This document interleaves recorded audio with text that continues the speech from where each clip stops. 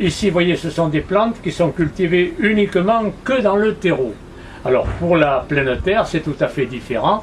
Pour 10 mètres carrés, il est bon de mettre à peu près 150 litres de terreau. Pour toutes les plantes, ce terreau est très bon. Vous voyez, en terreau pur, tout simplement ce pied de persil qui est quand même exceptionnel. Vous voyez son envergure, on peut dire. Le pied de sauge, voyez-vous, c'est une plante à massif qui est très belle aussi. Que ce soit le géranium odorant, le kochia. Et par exemple, regardez ce pied de piment, comme il est joli, ainsi que l'iris, c'est toute une diversité.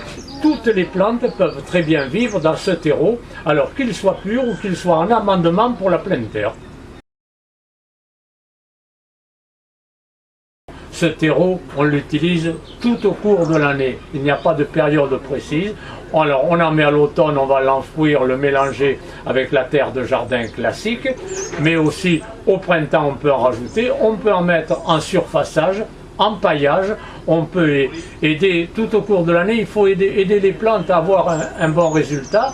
Et c'est tout simple, mais quand même, il faut penser à un arrosage copieux parce que ce terreau est assez drainant. Et lorsque l'on rempote une plante, il est utile de tasser suffisamment parce qu'il n'est pas toujours décomposé totalement, chose qui est tout à fait normale.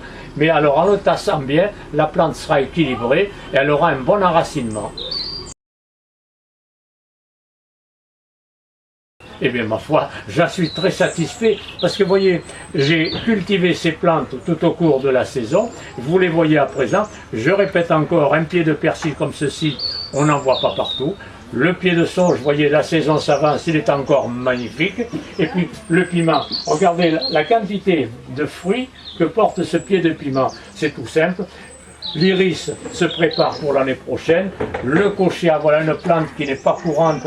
C'est une plante ancienne qui revient sur le marché, on peut dire, mais qui est magnifique. Vous voyez, on dirait un arbuste, tout simplement. Et le géranium odorant qui va nous chasser les moustiques avec son parfum. Vous voyez, toute la culture peut très bien se faire uniquement dans ce terreau.